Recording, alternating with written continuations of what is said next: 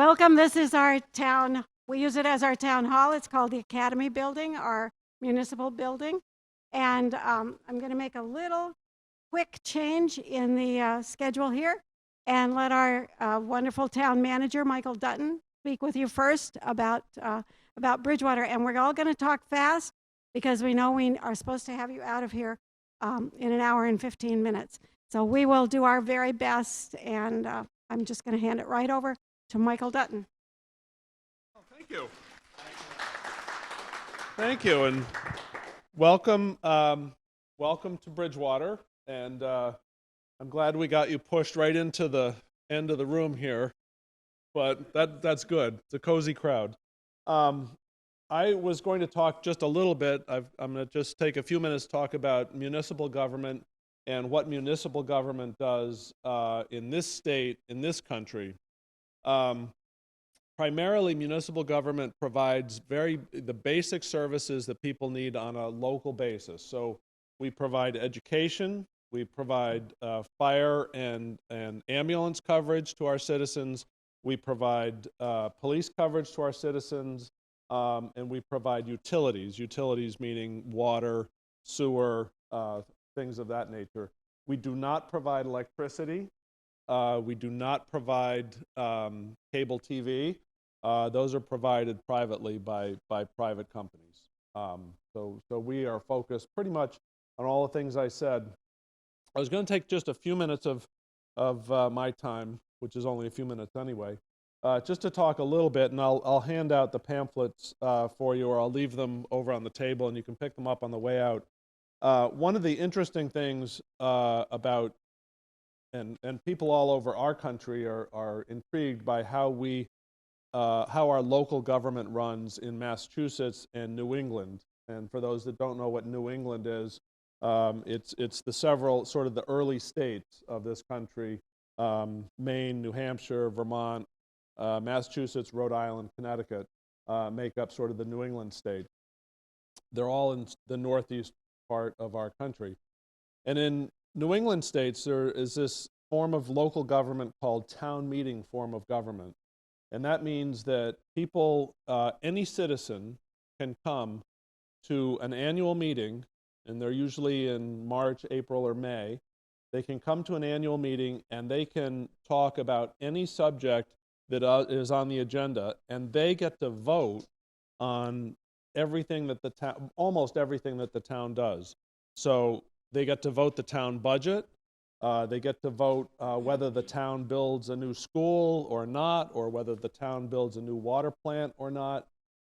Ultimately, the people in the town get to make those decisions, and it's whoever shows up. You know, if the town is 10,000 people and 4 people show up at a town meeting, sometimes that's all it takes. So that's the town form of government that Bridgewater used to have up until a little over 10 years ago. And about 10 years ago, Bridgewater decided, the people voted to change their form of government into what's referred to as a council manager form of government, which is very popular throughout the world, not as popular in Massachusetts or the New England states. So a council manager form of government is when you have usually a 5, 7, or 9, or 11 member town council or city council. Towns and cities interchangeable here. And you have that many legislators or council members, and they are the legislative body of the municipality, of the city or town. They make decisions about policy. They make decisions about the future direction of the town. And ultimately, you know, they are where most of the power vests in municipal government. One of their obligations is to hire a town manager or a city manager, depending on if you're in a city or town. So I am the town manager for the town of Bridgewater. And the town manager is really responsible for making sure that everything runs the way it should run, and sort of solely responsible for the operations of town. So I have to make sure that we're providing clean water. I have to make sure that we're providing sewer service to folks that are on the sewer system. I have to make sure that the police department runs properly, the fire department runs properly, and ultimately, I'm responsible for all of those local services that I described. So I play obviously an important role in making sure that the day-to-day things happen, and the council is the primary body that creates the policy.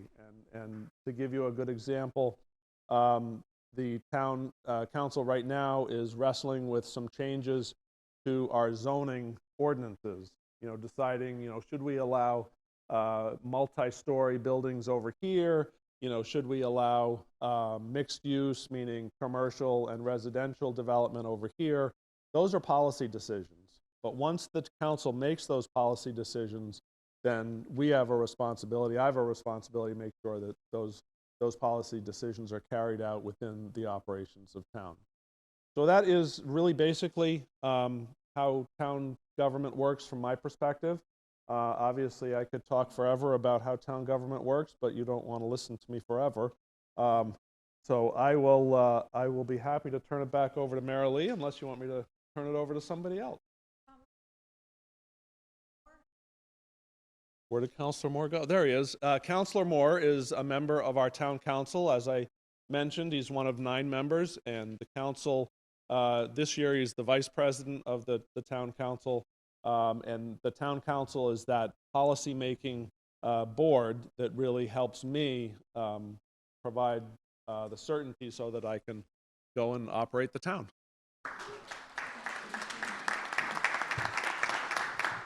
Hello, everybody. So Michael mentioned we have the town council, and I just wanted to point out the town council is actually full of volunteers. So none of us are paid to be on it. My profession, I'm the vice president of data and knowledge management at a pharmaceutical company. So my day job is in a different profession, and then I volunteer my time to support the town. And today, I'm going to talk to you a little bit about connecting individual town citizens to their town government.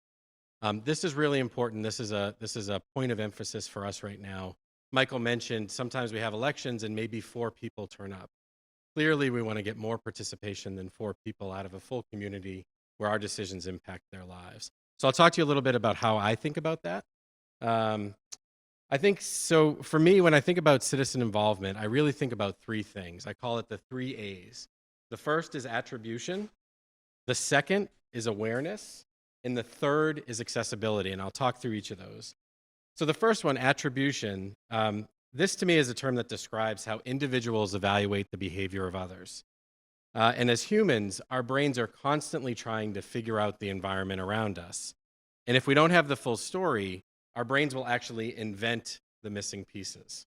And if we know and if we trust somebody, our brain will assume good intent when something questionable happens and will lean in to help. But if we don't know someone, or if we don't trust someone, our brain will typically assume bad intent and we can get defensive. And so to be effective as a local leader and build lasting relationships in your community, we really have to understand not only our behavior, but how people perceive our behavior. We have to behave in a manner that's authentic and builds trust and avoids any risk of misunderstood intent. So we get out there and we have to meet people. We have to deliver on our promises. We have to act with integrity. And we have to be transparent in everything that we do. Because the more that people meet their government and they understand them at a human level, at an individual level, the less likely there is to be a misunderstanding about intent. And the more people trust us, the more they'll engage with government. So that's the first one. That's attribution. The second A for me is awareness. So I think in my experience, people get the most involved when 2 things happen. The first is that they get involved when something they care about is at stake. And the second is they get involved when they feel like their personal involvement can impact the outcome. So something of value and personal impact. And so to encourage participation in town governments need to be conscious of this and constantly drive awareness of the issues that are at stake for the community. And they also have to provide citizens with feedback constantly about how their involvement impacts the outcomes. I think the other thing that towns often do is they assume that the community will come to them and find that information on their own. And one of the big things that I've learned as I've started in government is that if you don't work in government on a day-to-day basis, it's actually really hard to navigate. It's hard to find the facts about the things that impact you. So for us to drive awareness, we have to make sure that we as a government are pushing information out to the community, and we're making them aware of the things that they could value and that they could also have individual impact on. And so for this, this is to me, sending like thank you notes. If somebody comes and voices an opinion on something, thank them for their participation, right? Encourage news coverage, send newsletters, and publicly celebrate success. If something good happens, celebrate it. Thank the people who showed up. And that's not always something that you support. So it might be something good, but it's not my opinion. Maybe the alternative opinion one. We want to celebrate that too, because we're trying to drive participation. So that's the second A. I'd say the third A for me is accessibility. So assuming we get the first two things right? We have citizens who trust us and they're aware of their own personal impact in the outcomes of our government. The last hurdle is accessibility. And this one's really important for me. We must make sure that people who want to participate can participate. That's an enormous challenge in a lot of communities. And so I think for me, this is perhaps the hardest thing for leaders to get right, because we view participation through the lens of our own experience. So if I can attend a meeting like this, my natural assumption is that anybody should be able to. But if you think about this, if you think about this meeting on its own, anyone who's working right now can't attend it. It's on the second floor, so there might be physical challenges with attending it, right? There might be, if I have kids, I would have to get childcare to be able to participate. We're all in person, so transportation is required. There's a lot of hurdles that you have to get through to just get to the discussion. And so as leaders, we need to make sure that we're always looking for those hurdles and we're knocking them down when they pop up. I think for me, the ultimate goal with that is really making sure that everyone feels included in the process. We might not all agree on the outcome, but if we're all part of the process and we trust the process that we use to get there, people will get behind the outcome. And so I'm probably going over my time, but to wrap up, I individually firmly believe that if you prioritize those three things, attribution, awareness, and accessibility, and learn about them and make them top of mind in your own community, your community will in turn reward you with trust and a significantly higher level of engagement. Thanks.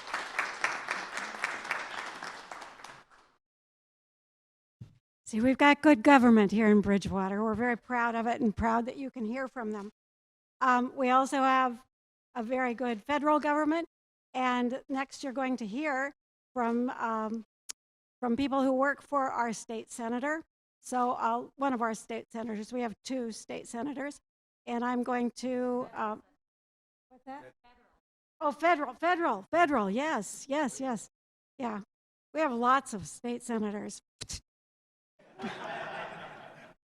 We have two federal senators. That's important. So which one of, Benjamin Thomas is going to speak first. You met him on Sunday. Hello again, everyone. You may remember me from the cornhole. I did not do well. I also had mustard on my pants that day. While I was sitting over there, my pen exploded, and so now I have blue pen on my hand. So it's going great so far. But anyways, so I am Ben Thomas. I work for U.S. Senator Ed Markey. To sort of level set and to build on what Marilee said, the United States has two branches in our national legislature or Congress. One branch is the House of Representatives, which has 435 members spread across the nation based on population size.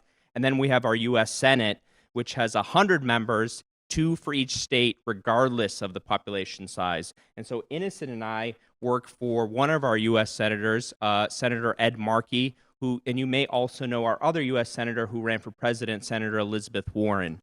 So we have the great honor to work for him, I serve as the senator's regional director for 2 of the regions in the Commonwealth. One just east of here along the coast, and you may have heard of Cape Cod and the islands. And then west of here, the 4th Congressional District, I serve as the regional director for there as well. So I am sort of the senator's eyes and ears, as well as sometimes mouth in this case. And he is sorry he can't be here today, but he is down in D.C. They're working on a variety of legislation before a big Senate recess just in a couple weeks, including gun violence legislation. So he sends his best. But to sort of build on just 3 quick examples of what I'm talking about in terms of how we can deliver for municipalities and work with our municipal leaders, like the vice president, as well as the town manager, Sutton.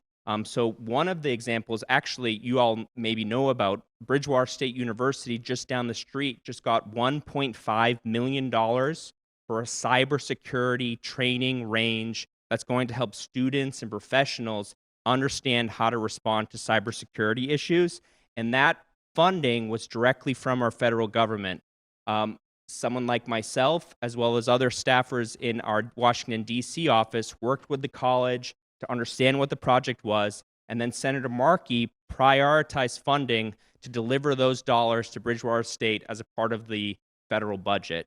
Another example, and this is actually what you got left with Innocent and I, but our colleague Jim Cantwell, who you may have remembered, he was holding court at the clam bake as well. He's down in Wellfleet on the tip of Cape Cod with community leaders talking about the Pilgrim Nuclear Power Plant.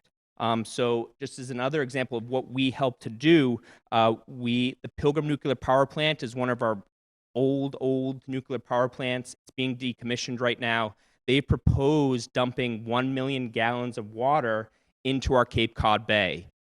This has raised concerns for fishermen, for local leaders, for residents, believing that the water could be contaminated. As you might have known from the lobsters the other day, a lot of those come right from Cape Cod Bay. So community leaders are worried that it could affect the fishing industry, it could affect tourism on Cape Cod, and so folks are really worried. So our job, Jim, myself, and Innocent, is helping to amplify those concerns from the community, to push to oppose the dumping of that water, and to try to make sure that our federal agencies who regulate the power plant are aware of what's happening on the ground, and that we can try to push for alternative solutions. The last example, and then I'll stop and turn it over to Innocent, is actually just from down the street in the city of Taunton. Just a couple weeks ago, we planned an event with the senator to highlight some federal funding that went to the city of Taunton to expand access to digital technology. I know many of you folks probably are concerned about and work on issues related to broadband and internet access in your own countries. The same sort of challenges are happening here. Kids don't have access to digital technology. They don't have access to internet. They can't get connected to the internet to do their homework. And so Senator Markey created a trust fund that delivers for Massachusetts cities and towns like Taunton, which received a $1.7 million grant. So one of our jobs as regional directors is to bring the senator down to the community, learn from the community leaders, see what's working in terms of the federal funding, and also what can we do next to help make the lives better for places like Taunton, Bridgewater, Wellfleet, Plymouth, America's hometown, and all across the state. And so that's sort of my job. And then I'm going to turn it over to my amazing colleague, Innocent. He spends more time with the senator than any one of the staffers in Boston.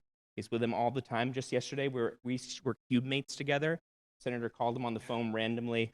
Innocent's the best, and he's from Togo, actually. He's awesome. So, thank you, Ben, for that kind introduction. As Ben mentioned, my name is Innocent Wuzufia.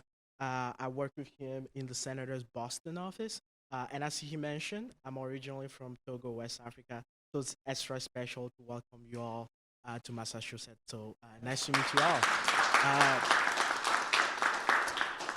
So Ben already touched on, what sort of work we do in sort of, working with municipalities to bring them funding and of that nature. Another aspect of the work that we do that I'm going to mention is constituent services, or as we call it, casework. So one of the key principles of Congress is that members of Congress are elected by the people, and therefore they represent the people, and therefore have to make themselves accessible or available to the people that they represent in case there are problems that arises, so they can help with those issues. So the senator has two main offices. One is based in Washington, D.C., and one is based here in Boston. And so the Washington, D.C. office is mostly focused on policy issues and legislation, whereas the Boston office mostly work directly with the people of Massachusetts to help them resolve all kind of issues. And so when we talk about casework, some of the main casework that we usually get have to do with immigration, passport issues, veteran issues. So me personally, I work on veteran issues, and veterans are people who have served in the military and have now either retired or been discharged from the military, and so they can after being discharged can apply for benefits with the veteran benefit, the veteran administration. And so in some cases, it happens that these veterans apply for benefits, but for some reason, for one reason or another, their application or claim is not being processed in a timely manner, or there's an issue with their application. In those instances, they can take their phone, call our office, and I'll actually be the one to talk to them. I'll take down their information, as we call it, do intake, sort of get an understanding of what the issue is exactly, so that we can reach out to the VA on their behalf. And in so doing, in doing casework, we do work closely with municipalities again. So at the city level or town level, you have what I call VSOs, and these are veteran service officers who can help veterans at the city level apply for these benefits. As a congressional office, unfortunately, we do not have the resources to be helping veterans one-on-one to apply for these benefits. But at the city or town level, they can do that to help veterans directly apply to these benefits. And so once these benefits have been applied, they have applied for these benefits, our office, as a federal congressional office, we can reach out to the VA, which is a federal agency, and follow up on these applications to make sure that they are being processed and that they are being given a fair consideration. So that is a key aspect in which as a federal office, we work closely with our partner at the municipal or city level. When it comes to immigration, for instance, Massachusetts is home to a considerable immigrant population, and so it happens that in some cases people may have an issue either with their green card, or they're just in the process of becoming a citizen. They may have difficulties. They can call our office, request assistance, when it comes to immigration, our office work closely with nonprofits. I know a lot of you guys are either currently involved or have worked in the past with nonprofits. So in that sense, we also partner with nonprofits because they have the ability to be in the community, working directly, closely with people who need our services. Ben and I were mostly in our office, just writing emails all day. We do not get a chance to go into the community. This is why this is so exciting, because we get to be here talking to you directly. We don't get to do this often, so we rely on our partnership with, the city government, VSOs, nonprofits organization, who are closer to the people every day, doing this work to either to share information, to share services, to share opportunities, to share grants about what sort of based on the needs that they are observing with the people they work with closely. So I think I'll stop there for now, and hopefully we can sort of talk a little bit more later.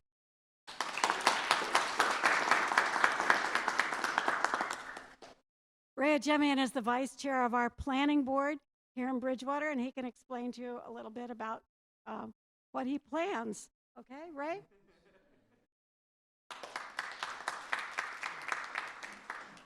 Thank you, Mary Lee. It's good to see all of you again. It was pleasant being together at Mary Lee's house Sunday.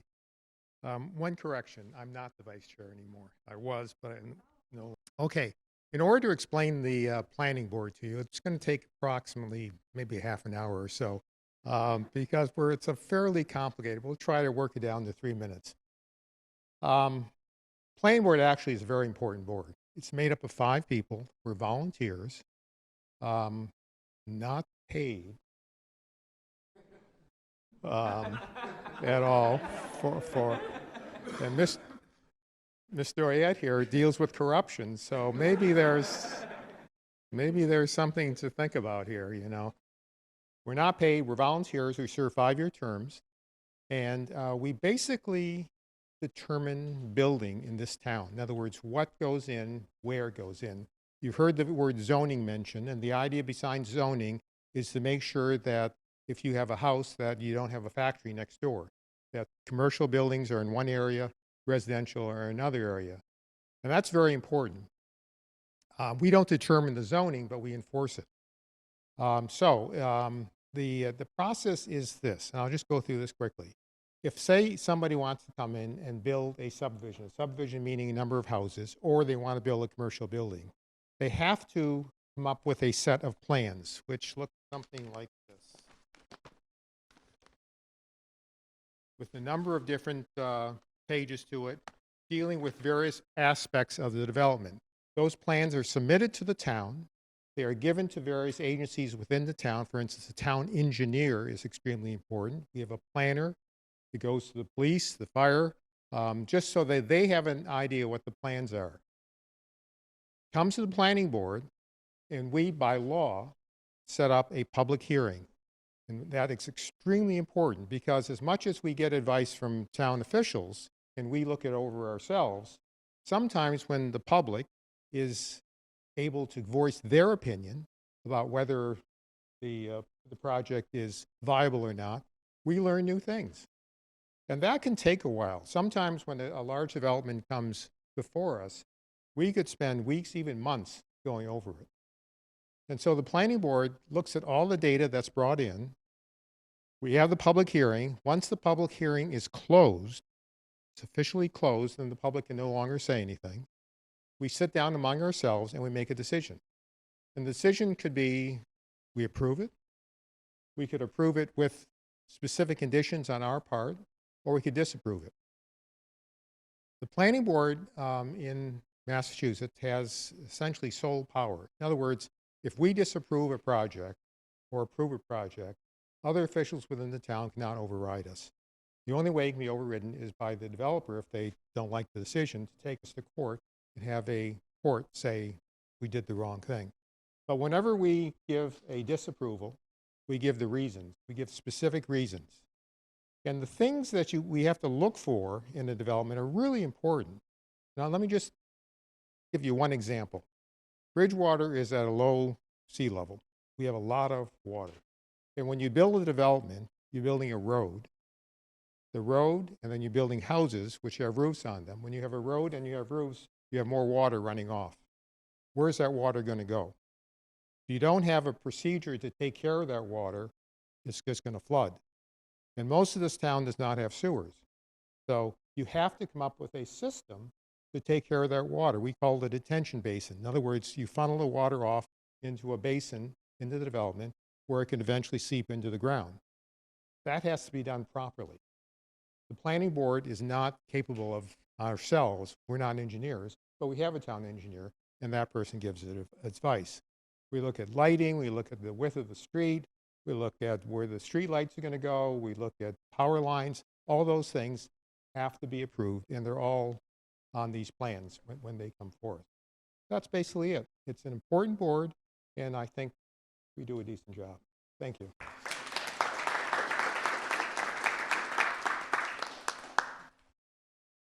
They do a more than decent job. We have an excellent planning board, and Ray has been on it for a really long time. Yeah. Next, we're going, another familiar face to you. I'm sorry. I guess it really is all nepotism here, but you know, when you live with a talented family, what can you do? So that's what I do, and I'm a user. So next is Carlton Hunt, who you last saw in his garb, with his apron, with his lobsters and his clams.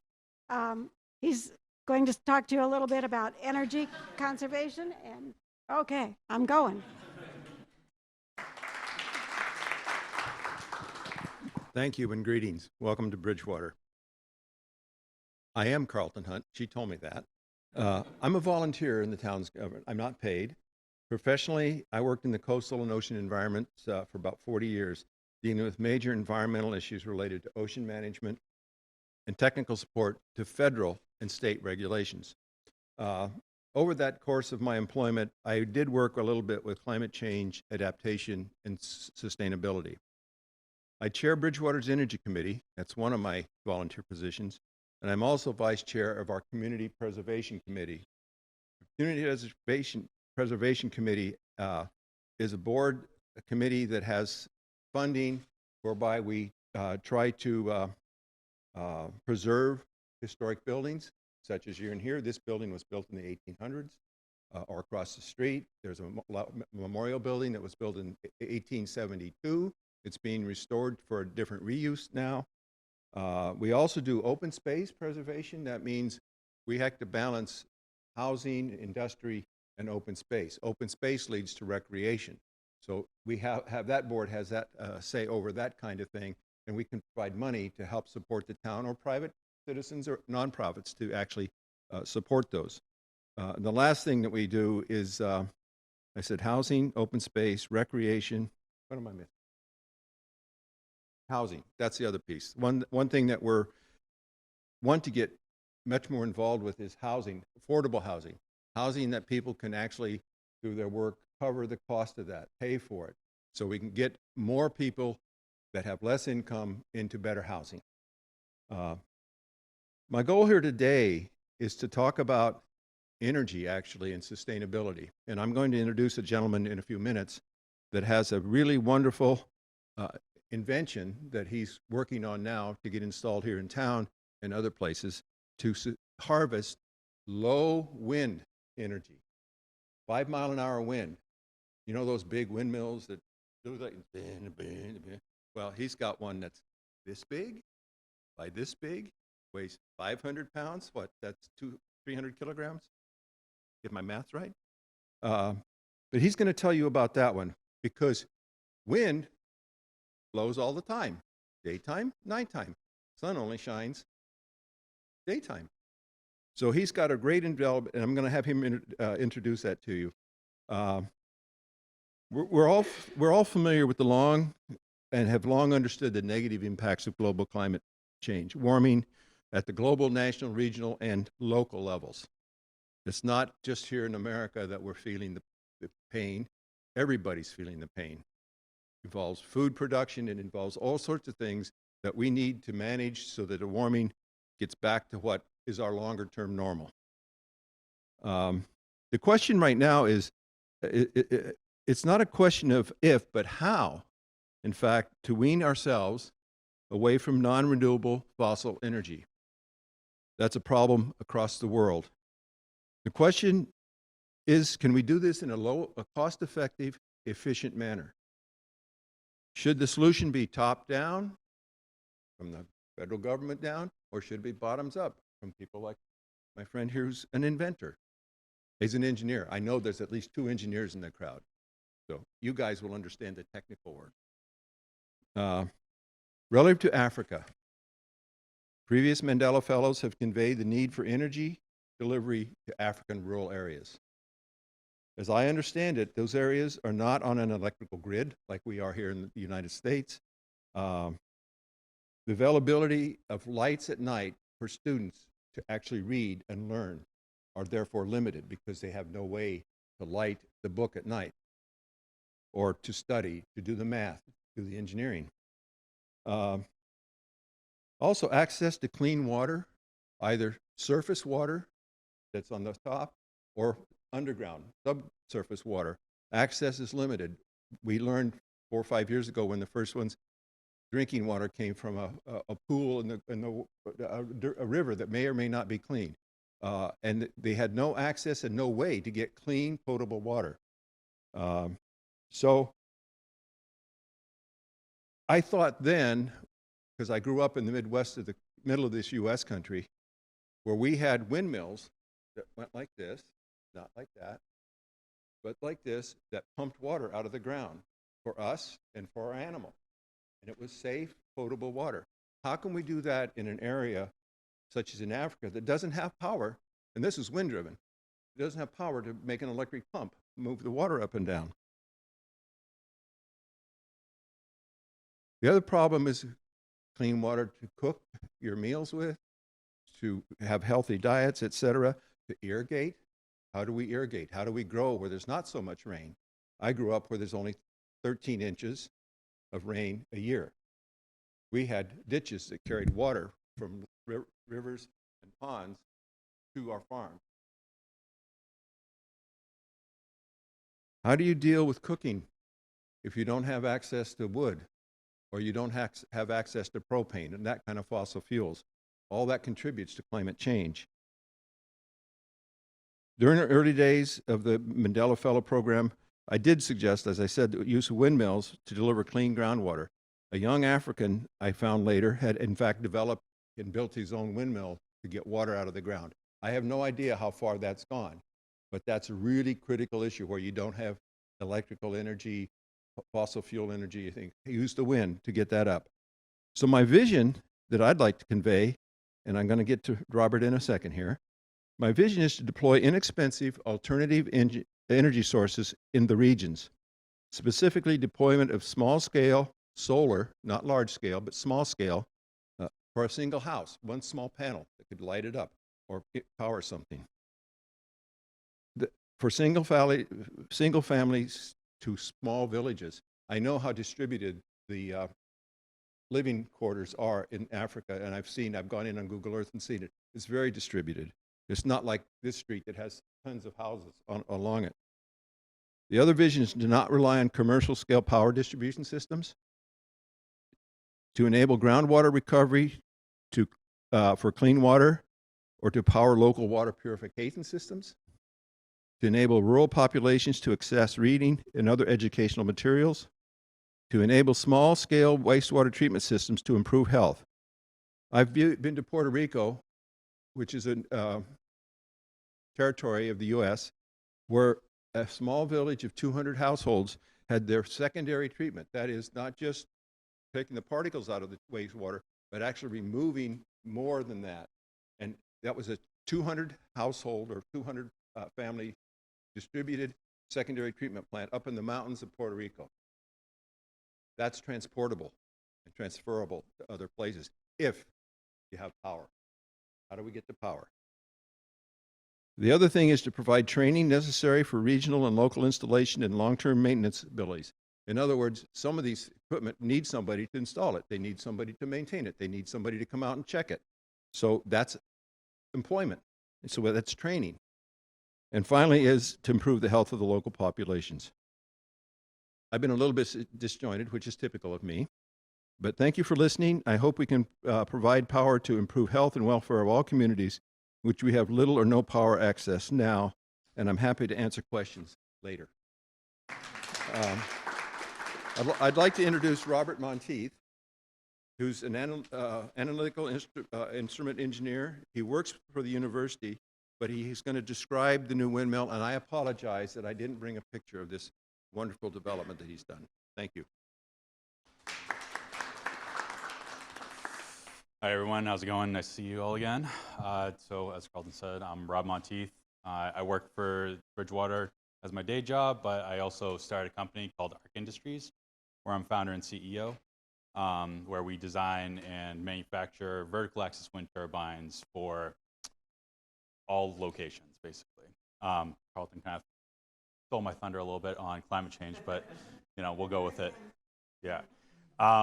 So I know I personally I lived in South Africa for a couple months. I've also been to Tunisia, worked my way through the rest of the continent. But so I've kind of had firsthand experience with some of the problems that we see in Africa. And I think one of the big ones that is becoming more and more of a problem is climate change. From public health to food availability, to just basic electrification. It's all a problem that comes back to what we've kind of done with the environment and how we can take it to the next level to kind of dig ourselves out of the hole we put ourselves into. So our product is a wind turbine, as Carlton was saying. It's 3 kilowatts. If you guys, I know there's a couple engineers, but it's basically, in the US, we use a lot more power. So 1 unit would be a single family house. Sub-Saharan Africa, for energy demands, it's the equivalent of 52 rural homes. So as Carlton was saying, putting these units up in a place, in a rural location, would be able to kind of grant better water access, electrification for electricity, and agriculture. So the way we kind of look at it, we started a company about 2 years ago as a benefit corporation in Massachusetts, my hometown, so Bridgewater. And I'm grateful for Senator Markey's representatives for being here, because in my opinion, Massachusetts has one of the best group of climate leaders we have in the country. And that's actually why I started this company, is to tackle this specific climate change problem. And the way we look at it is there's 3 main issues that need to be solved: education, technology, and then political will.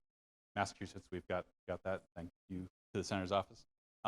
But when bringing solutions to climate change back home, I think it comes from the people pushing that message to your leaders, as well as educating the rest of the public on how energy works, what climate change actually is, and what we can do about it. And the last thing is the technology aspect, which I'm going to push my product, but I'm all about renewables in general. I'm a huge energy nerd, so if anyone wants to talk about that later, feel free to hit me up. But we see that renewable energy is the biggest and most effective way to solve this issue globally, whether it's wind, solar, hydroelectric. It's bringing all these solutions to the communities that need it, and not only kind of solving this problem, but helping to bring other people out of this situation by promoting education, food availability, and public health. So, thank you very much.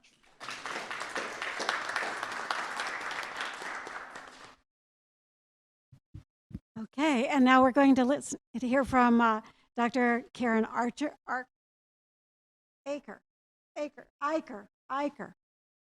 Okay, she's from BSU also, and she's on the Bridgewater Disability Commission and the Elder Affairs Commission, both, and a professor of cognitive psychology. She's going to talk to you about providing accessibility for those who need it, right?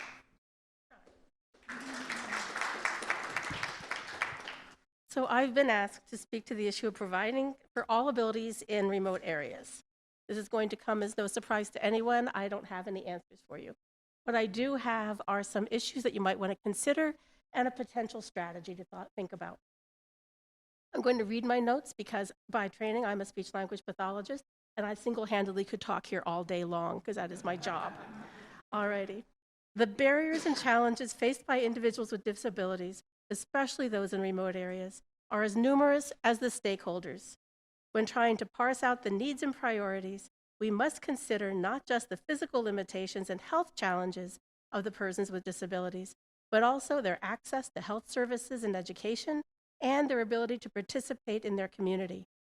My clinical area as a speech-language pathologist is acquired communication disorders in adults. The many needs of children and their family caregivers are important, as is the economic impact on their family. But I also want to make sure that we consider the needs of adults with both lifelong disabilities and those with acquired disabilities related to injury, illness, or progressive conditions. The physical barriers encountered by individuals with disabilities are more obvious. Less obvious are the barriers related to attitudes about disabilities.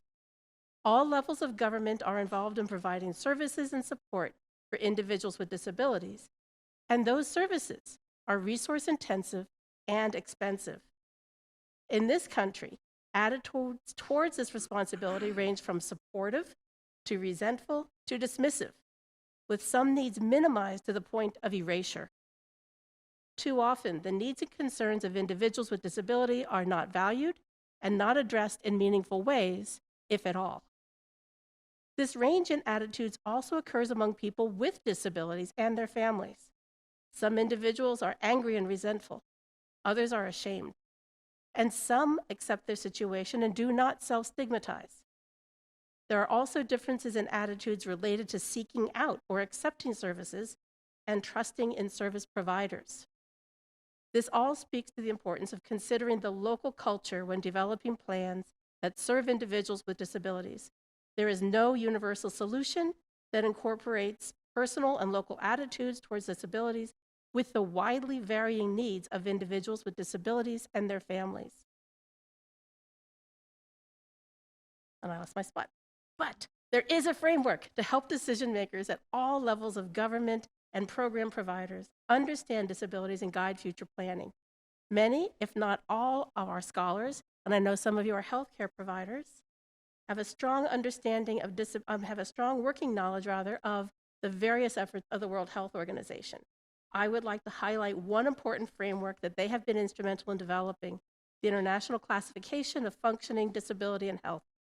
This model incorporates various dimensions of a person's experience with disability, including the health concerns, functional limitations at home and in the community, the attitudes that they hold and that they experience, and the supports that are available. The ICF can be used in clinical, programmatic, and policy decision-making for all ages and all health conditions. This model is clearly useful when developing individual care plans for children and adults, but is also intended to provide a way for stakeholders at every level to systematically consider all aspects of functioning, including personal and cultural attitudes and biases, when developing and implementing legislation and regional programming. So I respectfully suggest that the needs of all stakeholders are well served by taking a systematic, multidimensional approach to evaluating the challenges and potential responses using the ICF or some other similar framework in that process. Thank you.